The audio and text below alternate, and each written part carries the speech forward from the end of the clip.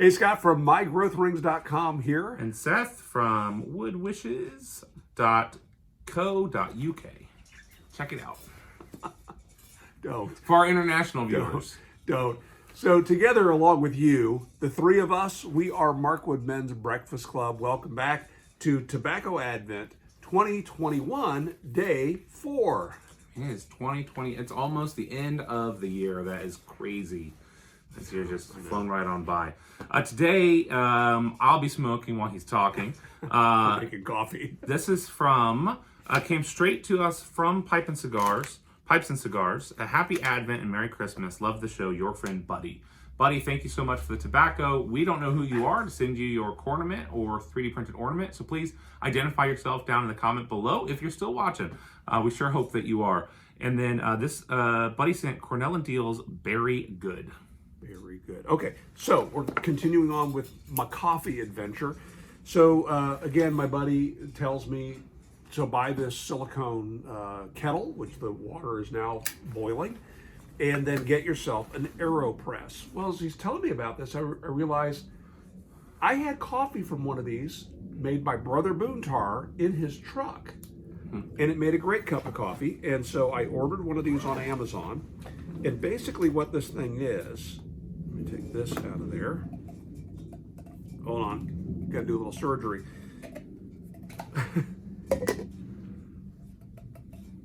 I have a grinder for coffee beans, and part of it's stuck in here. Here we go. This reminds me, I need to drill a hole in this to let some air out. Yeah, I'm becoming that guy. I actually have, as a part of this whole thing, a grinder for grinding beans. Again, makes all the difference in the world. If you want to carry coffee with you, you might as well carry fresh beans. And this particular grinder does fit down inside of a portion of the Aeropress, and so it doesn't make the packaging any bigger. So what is the Aeropress? But if you drill a hole in that, you're going to have a bad time. No, because this seals in here, and this remains open. Okay. And so that can have a hole, and that'll prevent the suction from building up. So what we have here is almost like, reminds me of a syringe. Yeah, exactly. And it's made of, I think, polycarbonate or something. Now it used to be made of polycarbonate. Now it's made of something else. Yep. And you take this, set it on top of your coffee cup. But first, we're going to add a filter into the bottom of this mesh part. It's little paper filters. You can wet those if you like. That'll make them stick a little bit better. And then that attaches. And when you attach that to the bottom of this, that actually pinches the edge of the filter. So the filter doesn't go anywhere once it's in there. And then we're going to add a scoop of coffee. And the folks that are real pretentious about this, and I'll get there eventually, travel with a scale. And so they doesn't realize. So yeah, so they'll weigh their coffee grounds so they can get, repeatable cups of coffee. But do you have a coffee notebook? I don't yet. I'm going to. Yeah, that's another pretension. Yeah, I'm going to. Yeah. I'm going to. I'll do it on my phone. So when you weigh it, then oh, I added an extra bean. It really enhanced the flavors. The guy who invented this. So you're not grinding today? No, today I'm going to go ahead and use some pre-ground coffee just because we're here. But the guy that invented this, it's a fascinating story. Remember that flying ring? It's not a disc golf disc, but an Aerobee. It's a big round red ring. The guy who invented the Aeropress is the engineer who invented the Aerobee. That makes sense. Yeah. So just the name carried over. I also have a thermometer so I can check the temperature of my water. It's Leroy Aero. B. But because I'm brewing a light roast. Light roast can handle hotter water anyway, and since this is boiling or was boiling, go ahead and unplug it. Yep. And just gonna evenly disperse the coffee grounds across the bottom of that. Ow! Don't do that. The silicone. You don't grab the silicone, you grab the handle. Well, I was grabbing the handle from an awkward angle such that my knuckle hit the silicone, which is about 212 degrees hot. Oh, and I gotta rotate my lid to where I can pour. So you're flying with this. I still have to locate that to where it's gonna pour. There we go. You're traveling with all this. Yeah. This is a commitment. It all collapses down to very compact space. All right, we add the water to the appropriate line. You got it? Little paddle here that'll will stir that up slightly. Interesting, the paddle is designed so it doesn't scrape across the bottom of the filter, right? You don't want to tear or dislodge the filter. So very cleverly designed thing. We then put the plunger in. And at this point, if you want to, you can let it steep. The inventor of this suggests go ahead and begin pressing, but just press gently. He had recommended something like 15 pounds of pressure. Seems to be about right. So are you going to carry 15 pounds to make You're sure going to carry a that's- weight with me? Well, multiple weights so you can change and then document in your notebook. Yeah, exactly right. And so what's happening here is, unlike a French press, I am now passing the water through the coffee grounds and into my cup. Where a French press, you're pushing the grounds to the bottom, but they stay in the coffee. And unless you transfer that coffee immediately over to a cup, you continue to extract bitter flavors. And so this is a pretty quick brew. The whole process, if I'm grinding the beans, heating the water, and doing this, it takes less than 5 minutes total. And if you're making a couple cups, you can get right to it right away. So that's it. That coffee is now extracted. There's probably enough water in this kettle for a second cup. Yeah, probably so. At this point, you can take this part off, and you'll see that there's the filter on the bottom. And here, can you hold this up? And then you just give it a push, and that puck falls out.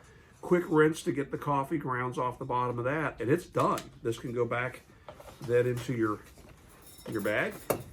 Also, depending upon whether you've allowed this to steep or not, if you did, that's almost espresso at this point. It's almost too strong. So you can top that off. Right now, I've got about half of that. That's a 15-ounce cup, I believe. By the way, you can get your own 1/3 of Mark Ben's Breakfast Club mug at Zazzle. We'll link to that. Let me give this a try and see if I want to. I assume you'll put links to all of these different items down below. We can. No, actually, that's fine. That's fine. Give it a sip. That's too hot for me. Okay. I'll wait. Thank you. It makes a sweet cup of coffee. That's what's surprising about it, is because you're not extracting all the bitterness from the coffee beans. I purchased from a local. How does it know? Like, how is that process resulting in less bitter coffee than a traditional?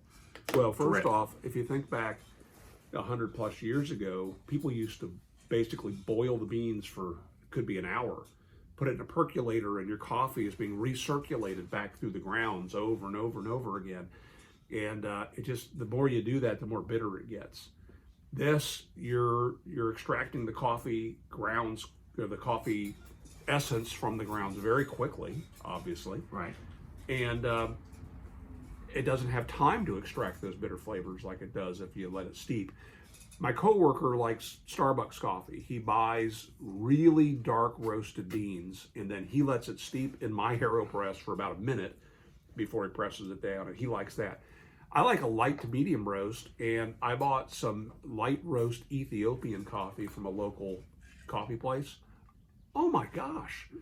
I'm talking, these are natural flavors now. It tastes like there's blueberries in it. Weird. My coworkers have all had a cup of it, and it's just weird that it can be like that. Had some Sumatran, not good. Didn't care for that at all. And I'm connected with a number of guys. They all used to be very active on the YouTube pipe community. Who do we got? We got Brother Moontar. We've got Greg. What was Greg's channel's name? Crossroads Greg. Crossroads Greg. We all met him, and we went to Nashville for the pipe show at one time. Tobacco Frank, another gentleman that we knew from down there. A barista who's a friend of Boontar's, now a friend of all of ours. Jacoby, he works at Carabello's Coffee in Northern Kentucky. Where is that? What's the town there? Northern Kentucky. We'll go with Northern Kentucky. I don't know why I'm going blank here. Cincinnati? No. Nope, it's not Cincinnati. Give that a try. Anyway, those guys have been super helpful to me, giving me guidance on how to use the Aeropress like and so on. hot liquids. And it's very interesting. Now this tobacco, that isn't amazing coffee. It's fine, but boy, that stuff. Notice how right before I take a sip, he's tempering expectations. Oh, if you don't like it, it's the bean's fault. I'll get you some of that Ethiopian, and you tell me it's not. I don't think. You tell me it's not. I am a wuss when it comes to hot temperatures. I just I'll let things cool down. So go, just really let about 20 degrees. Let it fly across your palate like Yes. you're doing a cupping. But the inventor of the Aeropress, he likes a fresh brewed cup of coffee, but he couldn't make, because he's the only coffee drinker in his house, he couldn't make a single cup with his pour over, or not his pour over, but like his Mr. Coffee machine. He just didn't like the flavor of a single cup. And so that's all he wanted to do, was to brew a single cup. So like a lot of folks have asked, can you make a larger version of it? Well, that kind of defeats the purpose. He doesn't make a larger version. Just not your thing, huh? No, I would describe that as very bitter. All right. I don't like it. Nope, I like it. I guess, again, you're not a coffee drinker. I mean, I'm sure that like anything else that is, humans were really good at this, taking things that we find immediately disgusting and forcing ourselves to like them through exposure therapy. I'm sure I could get myself to that point. I have with bourbon and IPAs and a whole lot of other weird flavored things that used to be gross. But I would love to be a coffee drinker because I consume a lot of caffeine, but usually it's in the form of $2 a piece Monster energy drinks. Oh man! And my dollar for caffeine milligram coffee is much better. So it would be kinder to my wallet. But wow. So just an idea of cost. I now have a little over $100 in coffee brewing things. You don't have to go to that extreme. But you might become pretentious someday. You can make your hot water in the microwave, right? So you don't need to have the little kettle. Or if you're at home, you can just heat it up on your stove. You don't have to have a grinder. Most hotels also have hot water. You can get hot water at the front. Yeah, for sure. For teas and stuff. They might have coffee up front too. They might. So you don't have to use the you don't have to have the grinder if you're not going to grind fresh beans. Buying ground beans are fine. Although, again, this is just okay. And but the Aeropress is like $30, and it makes a great cup of coffee. So that, to me, I would suggest if you're wanting to brew a single cup, if you're the only coffee drinker in your house, you might like it. So all in for the travel kit, you're looking at what, $50? No. The kettle's 20. No. The kettle. I didn't say that. The kettle's probably 40. I was just 40, guessing. 40, and then 30 for the Aeropress. Okay. The grinder is probably equal to that. So, like I said, I'm over $100 now. So just in these three things, you mentioned $100 in coffee equipment, but I didn't know if all of that was this travel kit. Yeah, that's the grinder. The grinder came in. Gosh, how much was that? $80, something like that. $80? I think so. Wow. Yeah. Again, I'm not. We have a grinder in here somewhere that we've used. Oh, it's right here. We've got this grinder, right? And we only used it that one time. Look, throw some beans in there, give it a couple of spins, you're good to go. I don't know why, and it's even more portable. It's even more portable than what you've got. Look, it's got its own filter in there. I mean, that was a good episode. It was a bad episode. Don't watch it. That was a good episode. Yeah, I was telling someone about that episode. The tobacco grinder. Well, I was talking. Somebody was asking me about some of the weirder things that we've done, or they were asking about shapes of pipes. And, okay. And I said, man, they come in all shapes, and was talking about the tobacco grinder for the pipe cigar. Where's my actual Briar cigar? Who knows? But let's wrap this up. Yeah, thank you. Now I got some coffee to drink. So I'm curious, do you drink coffee? Have you gone down a pretentious road yourself? Do you have a preferred brand? You know, I went from where I didn't drink coffee at all until I was about 35 years old, started traveling to Europe, and the coffee in Europe is just amazing. And it took me down this path of, well, why is that? Is it the quality of the bean? Is it the darkness of the roast? Is it the way they grind it? Is it the pressure that they brew the coffee under? All those things. The temperature of the water plays a role too. Is it just the psychosomatic effect of being in Europe? I'm drinking a cup of coffee in Switzerland. Yeah, it's real fancy, you know. I mean, it's like the really bad pizza at the amusement park, you know, Kings Island, Disney World, whatever. Always tastes so good. Yeah. Always tastes so good. Is the pizza great? Pizza. Yes. It always tastes so great. And then I remember one time we bought one as takeout because we had season pass. And we just went to get the pizza. Took it out. It was awful. It was awful. I was like, oh, it's because I wasn't exhausted from walking around the park. There's something about just sitting down, having a Coke, eating some pizza that takes the experience way up. Absolutely right. Yeah. Absolutely right. Anyway. So I wonder how wonderful your Aeropress coffee would be in Europe. It'd be like next level. I'm taking it to Europe with me. My next trip to Europe, we're going to find out. Because guess what? That kettle can work on either voltage. There's a switch on the bottom. The switch on the bottom converts it over to 240. I guess that's good. It would have to for that. I was going to say, with the adapters, it doesn't really matter, but I guess for heating elements, it does. It does. Yeah, because there's two kinds. There's the converter, the big one. I stopped carrying those. I had one melt down on me in Germany one time.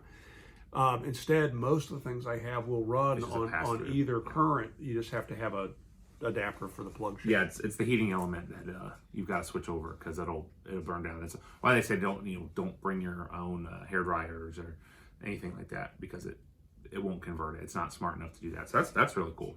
You do need to bring your own iron because they just don't have very good irons over there. They don't iron their stuff in Europe. I don't iron my stuff anywhere, so I just shower with it on, and then once it dries, isn't that the hack that they say? They say wear your wrinkly clothes in the shower. Not quite that, but you're getting close. I'm pretty sure when it dries, it's everything's nice and flat. You have to wear it while it's drying, though. All right, hey, thanks for joining us for day 4. Hey, what'd you think of the tobacco? We're gonna miss you on day 5. Yeah. We'll get back to the normal format on day 5. Fine, it's good. I'd smoke it again. Same. Thank you. So thanks, buddy. That's right, and buddy, if you're watching, please let us know your address so we can send you the corn mint. You can email us your address if you like. Aristocob@gmail.com, and we'll get that to you. All right. Make it a great day. See you guys.